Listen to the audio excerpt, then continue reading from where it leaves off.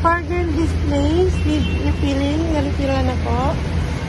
IR 20185, 30 mannequin per 75. Nagpalit na po.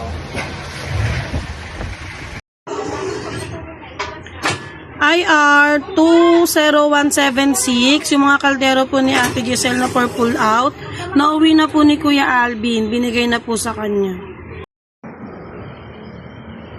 IR 20173, yung straight track, nakalagay na po yung mga off-shade na polo.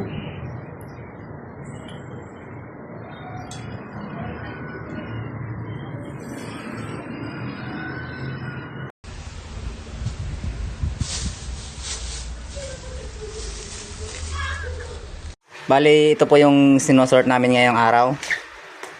Polo na Lacoste po. Bali, yung nasort po namin, dito po namin nilagay.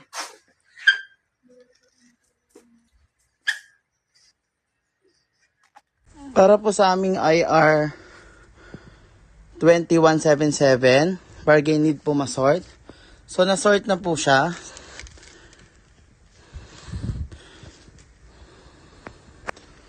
IR 19836 po, reflectorized short and long sleeve for repack. So, ayan po, na-repack na po siya.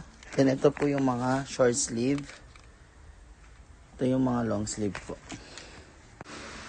So, para naman po sa IR po na 2017-5 sa printer, ibaba or wag harangan. So, tinanggal na po namin yung mga harang. Hindi po kasi siya mabababa dahil wala po siyang space.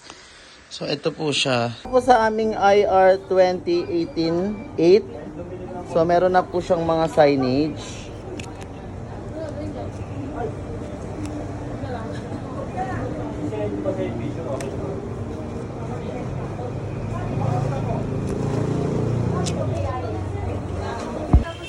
IR 19967 po, outdated clearance sales on display.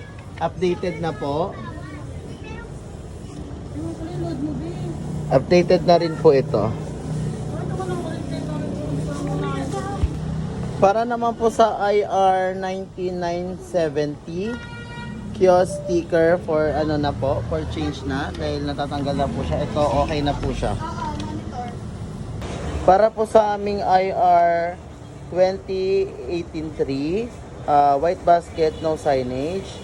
Binalik na po namin yung signage na cotton blend po. Para naman po sa IR na 19972, selling area for arrange. So, naayos na po siya ni Kuya Alvin. Maayos na po yung area niya.